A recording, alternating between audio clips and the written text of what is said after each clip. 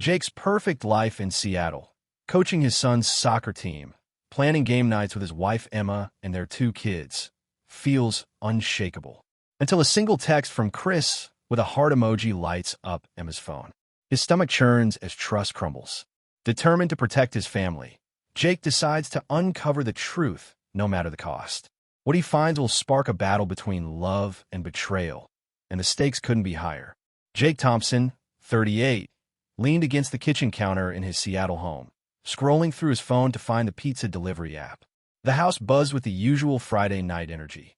Mia, his 14-year-old daughter, was sprawled on the couch, earbuds in, texting friends with a speed that rivaled his typing at work. Ethan, 10, was in the living room, cheering his soccer video game, his shouts echoing over the TV's crowd noise. Emma, Jake's wife of 15 years, was upstairs, finishing a work call. This was their life, predictable, busy, and to Jake, damn near perfect.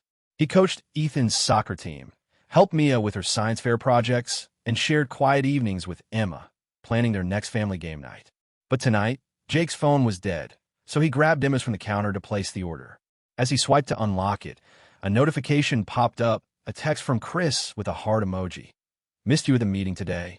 Drinks soon?" Jake froze, his thumb hovering over the screen. His pulse quickened, a dull ache spreading in his chest. Who the hell was Chris? Emma never mentioned him. He glanced toward the stairs, half expecting her to walk down and explain it away. She didn't. Jake set the phone down, his mind racing. He wasn't the type to jump to conclusions. 15 years as a software engineer had taught him to analyze before acting. But that heart emoji gnawed at him. He ordered the pizza on his laptop instead, keeping his movements steady to avoid alarming the kids. Mia looked up briefly, her sharp eyes catching his tense jaw, but she said nothing and went back to her phone. Ethan was too absorbed in his game to notice. When Emma came downstairs, her smile was as warm as ever. "Pizza on the way?" she asked, tucking a strand of hair behind her ear. Jake nodded, forcing a grin. "Yeah, should be here in 20. Her ease unsettled him. Was she hiding something, or was he overthinking a harmless text? He decided not to confront her. Not yet. Accusing her without evidence could blow up their life for nothing. But he couldn't ignore the sinking feeling in his gut. Over the next few days, Jake became hyper-aware of Emma's habits. She was a marketing manager at a mid-sized firm, often working late on campaigns. But now, her late nights felt different. On Tuesday, she texted she'd be home by 8 p.m., but didn't walk in until 9:30, claiming a client meeting ran long. Jake noticed her phone was now password protected, something she'd never bothered with before. When he casually asked about her day, her answers were vague, too vague for the woman who used to ramble about every detail of her pitch meetings. Mia, always observant, picked up on a shift too. While helping Emma unload groceries on Wednesday, she mentioned a new scent in the air. "Mom, you're wearing perfume now?" Mia asked, her tone curious but pointed. Emma laughed it off, saying she was trying something new for work. Jake, standing nearby, caught the exchange. Perfume wasn't Emma's thing. She'd always preferred a clean, no-fuss look. The change felt like a signal, one he couldn't ignore. By Friday, Jake's unease pushed him to act. During his lunch break, he logged into their joint credit card account. His fingers hesitated over the keyboard, but he clicked View Statement. Most charges were routine: groceries, gas, Ethan's soccer gear. But a few stood out. $87 at a downtown cafe he'd never heard of, $150 at a boutique hotel bar, and $45 at a jewelry store, all within the last month. They hadn't gone to those places together. His stomach dropped, the numbers glaring like accusations. He printed the statement, folded it, and tucked it into his laptop bag. That night, after the kids were asleep, Jake sat at the kitchen table, the statement spread out before him. Emma was in the shower, her phone charging on the nightstand upstairs. He wrestled with the urge to check it but held back. Snooping felt like crossing a line he wasn't ready for. Instead, he called his old college friend, Sarah, a private investigator who worked discreetly for corporate clients. "I need you to look into something," he said, his voice low. "It's personal." Sarah didn't pry. "Send me what you've got. I'll be careful." Jake emailed her the credit card charges and a description of the text from Chris. He didn't know what he'd do with the truth, but he needed it. The life he'd built, coaching Ethan's team, cheering at Mia's science fairs, laughing with Emma over bad movies, was at stake. He wasn't ready to let it slip away without a fight. The next morning, Emma was up early, making pancakes for the kids. She hummed softly, her movements light, as if nothing was wrong. Jake watched her, searching for a crack in her calm. Mia, eating at the counter, glanced between them, her eyes narrowing slightly. Ethan, oblivious, begged for extra syrup. Jake sipped his coffee, his mind elsewhere. Sarah's first report would come soon, and with it, answers. Whether they'd save his marriage or shatter it, he didn't know. But one thing was clear. The truth was coming, and it wouldn't wait. Jake's world teeters as he waits for answers about Emma's secret. A cryptic text from Chris has already shaken his trust, and now his private investigator uncovers a trail of hidden meetings. As clues pile up, Jake battles doubt and loyalty, desperate to protect his kids, Mia and Ethan. But when a new discovery hits closer to home, the stakes skyrocket. Can he keep his family together, or is the truth about to tear them apart? Jake Thompson sat in his car outside his Seattle office, the engine off, staring at his phone. Sarah, his private investigator, had just sent her first report, and the subject line, preliminary findings, felt like a warning shot. It was Monday, 4 days since he'd hired her dig into Emma's unexplained credit card charges, and that text from Chris with a heart emoji. The weekend had been a blur of forced normalcy. Coaching Ethan's soccer game, helping Mia with her algebra homework, and dodging Emma's casual questions about his day. Every smile he faked felt like a lie, but he wasn't ready to confront her, not until he had proof. He opened Sarah's email. Her message was concise, tracked Emma's movements last week. She met a man, likely Chris, at the Rusty Anchor Bar downtown on Thursday, 7:30 p.m.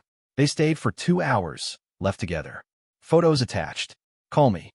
Jake's thumb hesitated before clicking the attachment. The images loaded slowly. Emma at a corner table, laughing, her hand resting on a man's arm. The guy, Chris, he assumed, was lean, with a confident grin, his body angled toward her. Another photo showed them leaving, her shoulder brushing his as they stepped into the night. Jake's chest tightened. He didn't need to see more, but he couldn't stop looking. He called Sarah. What else? He asked, his voice clipped. Sarah's tone was steady, professional. The guy's Chris Larson, 40, divorced, works in her marketing department. They've been seen together at least 3 times in 2 weeks, coffee shops, a park, now the bar. No evidence of anything physical beyond casual touches, but it's cozy. I can keep digging. Jake nodded, though she couldn't see him. Do it. I need everything. Back home, the tension was palpable. Emma was in the kitchen, prepping dinner, while Ethan played a video game in the living room. Mia, sprawled on the couch, was reading a book but kept glancing at her parents. Jake noticed her watchfulness. She'd always been sharp, picking up on things Ethan missed. Last week, she'd mentioned Emma's new perfume, a detail that now felt like a piece of a larger puzzle. Jake kept his movements casual, helping set the table, but his mind was on Sarah's photos. He didn't want Mia or Ethan sensing the storm brewing. That night, after the kids were in bed, Jake checked their joint credit card again. A new charge popped up, $65 at a florist in Capitol Hill, dated Friday. They hadn't bought flowers together in years. He cross-checked the date. Emma had claimed she was at a work event that evening. The lie stung, sharp and personal. He printed the statement, adding it to the growing file in his laptop bag. Sleep was impossible.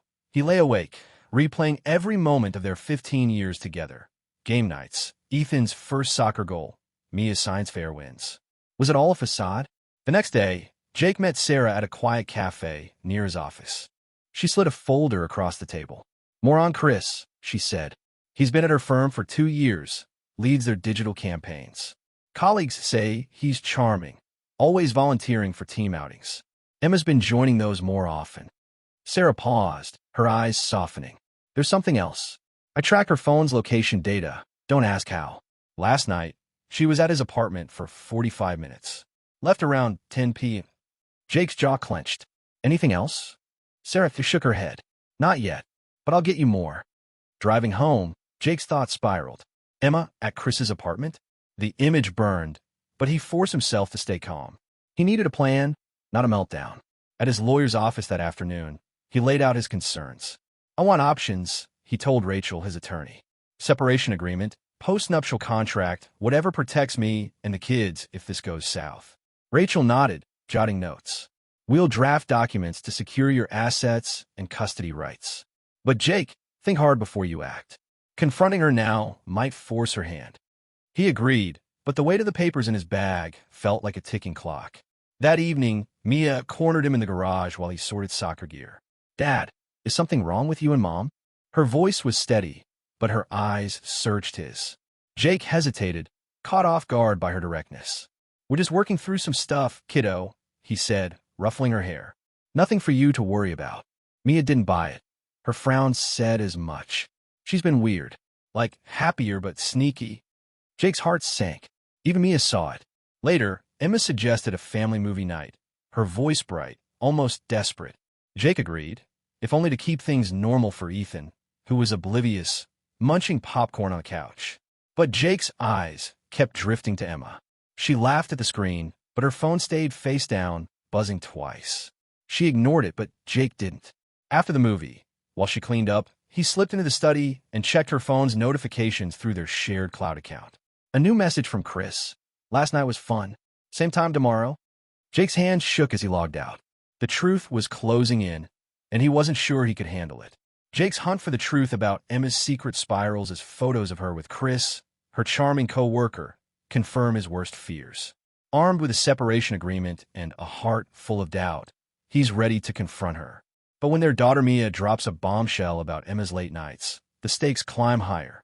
Tonight, Jake will face the woman he loves, and her answer will either save their family or shatter it forever. Jake Thompson sat at the kitchen table, the weight of Sarah's latest report heavy in his hands. The private investigator's photos were undeniable.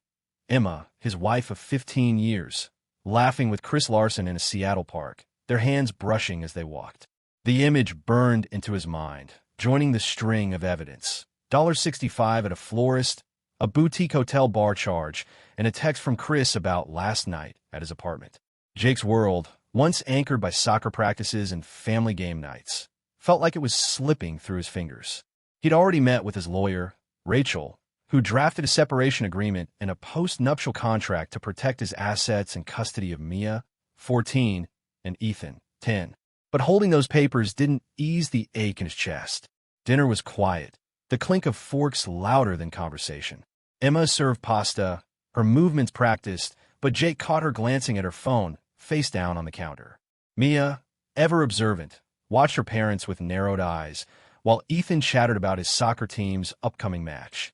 Jake forced a smile, nodding at Ethan's excitement, but his focus was on Emma. He needed answers, and tonight he'd get them.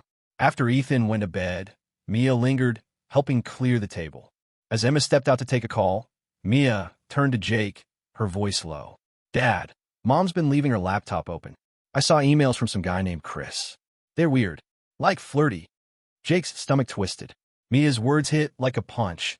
She'd been piecing things together too. "Thanks for telling me," he said, keeping his tone steady. "Don't worry, okay?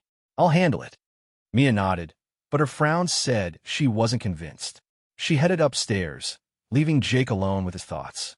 He checked Emma's laptop later, using their shared family account. The emails were there, buried in a folder labeled work. Chris's messages were casual but intimate. "Loved our chat at the park. You make these days brighter." Emma's replies were short but warm, with emojis Jake had never seen her use with him. His hands shook as he closed the laptop. The betrayal wasn't just a suspicion anymore. It was real, and it cut deeper than he'd expected. When Emma returned, Jake was in the living room, the separation agreement on the coffee table. "We need to talk," he said, his voice firm but calm. Emma froze, her eyes flicking to the papers. "What's this?" she asked, though her tone suggested she already knew. Jake didn't waver. "Who's Chris Larson?" The question hung in the air, sharp and heavy. Emma's face paled, and she sank onto the couch, her hands clasped tightly. He's a co-worker," she started, her voice unsteady. "We've been working on a project together." Jake slid the photos from Sarah's report across the table. Emma and Chris at the park, the bar, too close for co-workers. Her eyes widened, then dropped. "It's not what you think," she said, but the words sounded hollow. Jake leaned forward. "Then tell me what it is. Because I got credit card charges, texts, emails, and photos that say otherwise." Emma's shoulders slumped and tears welled up. "I didn't sleep with him," she said quickly. "It was emotional." Chris listened to me, made me feel seen. After the kids grew up, I felt like I was disappearing. You were always so busy with work, soccer, everything. Her voice cracked, but Jake didn't soften. So you lied? Sneaked around? Went to his apartment? Emma flinched. It was once. We talked, that's all. I felt guilty and left. I swear, Jake, I still love you. The confession hit like a wave, raw and messy. Jake wanted to believe her, but the trust they'd built over 15 years was fractured. You chose him over us, he said, his voice low. You hid it instead of talking to me. Emma shook her head, tears streaming. I was stupid. I got lost in feeling wanted again. But I ended it last week. I told Chris it was over. Jake's jaw tightened. Why should I believe you? Emma reached for his hand, but he pulled back. I'll do anything to fix this, she said. Therapy, transparency, whatever you need. I don't want to lose you or the kids. Jake pointed to the papers. Sign these. They protect me and the kids if you're lying. Emma nodded, grabbing a pen with trembling hands. She signed the separation agreement, her signature shaky but deliberate. I'll prove it, she whispered. I'll earn you back. Jake stood, needing air. He stepped outside, the Seattle night cool against his skin. Emma's words echoed. Guilt, love, regret. But they couldn't erase the sting of her choices. He thought of Mia's worried eyes, Ethan's oblivious laughter. They deserved a family, not a war zone. But could he rebuild with Emma after this? The papers were signed, but the real decision, forgive or walk away, was still his to make. Emma's tearful confession of an emotional affair with Chris leaves Jake reeling. The signed separation agreement, a cold reminder of their fractured trust. As their Seattle home grows tense, Mia's watchful eyes and Ethan's innocence weigh on Jake.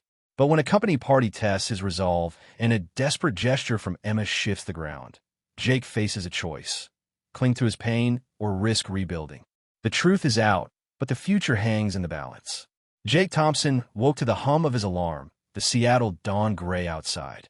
The signed separation agreement sat in his desk drawer, Emma's shaky signature a silent accusation.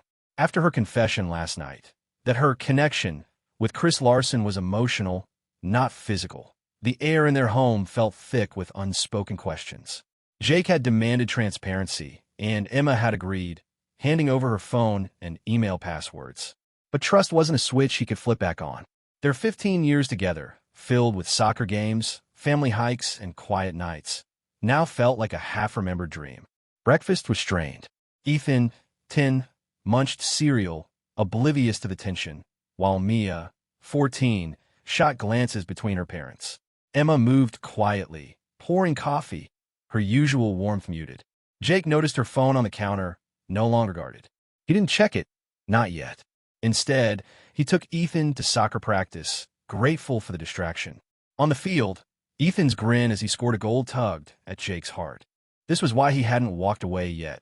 The kids deserved better than a broken home. Back home, Mia pulled Jake aside while Emma was at the grocery store. Dad, I heard you guys last night, she whispered, her voice steady but scared. Is Mom cheating? Jake's chest tightened. He hated that Mia, so perceptive, was caught in this mess. We're working through it, he said, choosing his words carefully. It's complicated, but we're trying to keep things okay for you and Ethan. Mia nodded, unconvinced, and hugged him tightly before retreating to her room. Sarah, the private investigator, called later that day. Chris hasn't contacted Emma since last week, she reported. Her phone records and emails are clean. Looks like she cut him off, like she said. Jake exhaled, a mix of relief and doubt. Keep watching, he told Sarah. I need to be sure. He wasn't ready to believe Emma's claim that she'd ended things, not when her lies had piled up so easily before. That evening, Emma suggested a family game night, her voice tentative but hopeful. Jake agreed, if only for Ethan, who cheered at the idea. They played Uno, Ethan laughing as he slammed down wild cards, Mia forcing a smile. Jake caught Emma watching him, her eyes searching for a crack in his armor. He kept his responses short, focused on the game. When her phone buzzed, she ignored it, but Jake's jaw clenched. Transparency or not, every notification felt like a test. The next day, Jake's company announced its annual holiday party. He hadn't planned to go, but a coworker's nudge and Mia's encouragement. It'd be fun, Dad, changed his mind. He decided to bring Mia along, her presence a shield against the chaos in his head. At the party, The buzz of colleagues and clinking glasses felt surreal. Mia stuck close, charming Jake's co-workers with her quick wit. But then Rachel, a flirty sales rep known for crossing lines, approached Jake. "You're looking sharp tonight," she said, her hand grazing his arm, her smile too warm. Jake stepped back, polite but firm. "Thanks, but I'm here with my daughter." Mia, watching from a nearby table, gave him a knowing look, half protective, half relieved. Driving home, Mia broke the silence. "Dad, do you still love Mom?" The question hit like a dart. Jake gripped the wheel, his throat tight. "I don't know what love looks like right now," he admitted, "but I'm trying to figure it out for you and Ethan." Mia nodded, her eyes on the passing city lights. Her trust in him felt like a lifeline.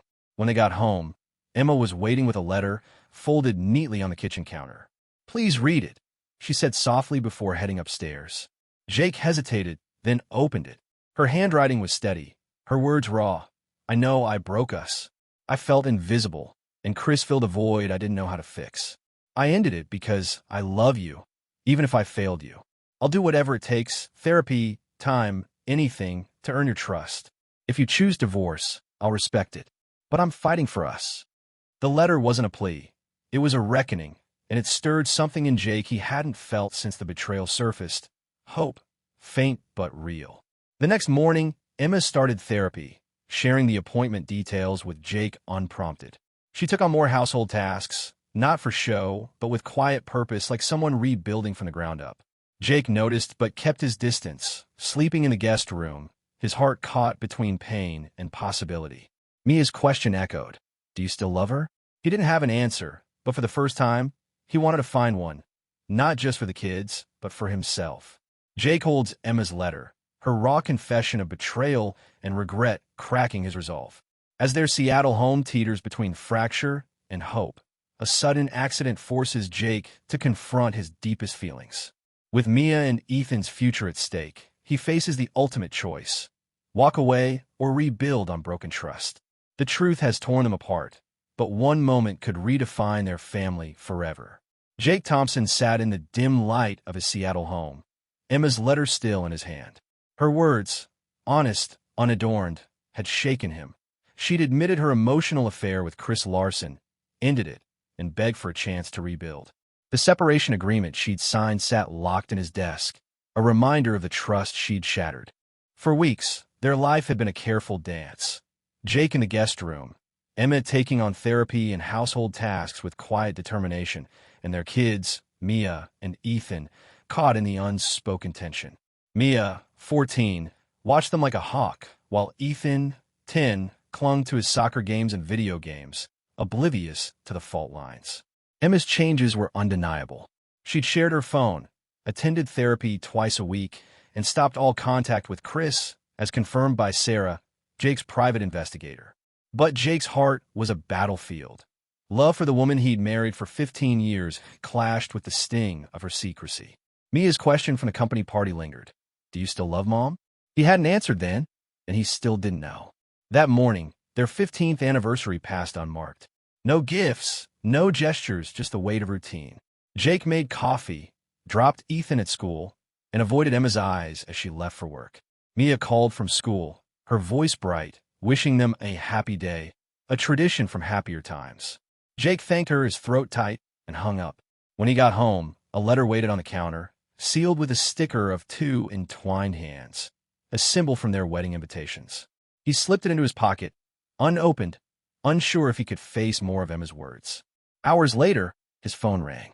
The caller ID showed Virginia Mason Hospital. A nurse's voice was calm but urgent. "Emma Thompson was in a car accident. She's stable, under observation. Can you come?" Jake's heart stopped. "Is she okay?" he asked, already grabbing his keys. Bruised shoulder, some scratches, possible concussion. She swerved to avoid an animal and hit a pole. He didn't wait for more, driving through Seattle's drizzle, his mind racing. The letter burned in his pocket. At the hospital, Emma lay in a bed, eyes closed, a bandage on her forehead. The doctor confirmed she'd be fine, but needed rest. Jake sat beside her, the beeping monitors a stark contrast to the silence at home. He pulled out her letter, hands unsteady, and read it again. "I don't deserve your forgiveness, but I'm asking for a chance to earn it. I felt lost, And Chris was a mistake I'll carry forever. If you choose divorce, I'll accept it. But if there's any love left, I'll fight for us. A second page, unsigned, added, "You've always been my home. I broke that, but I'll spend my life fixing it if you let me." The words hit differently now, with Emma vulnerable before him. Memories flooded in. Her laugh during their first camping trip, her strength when Mia was born early, their shared dreams in a cramped apartment.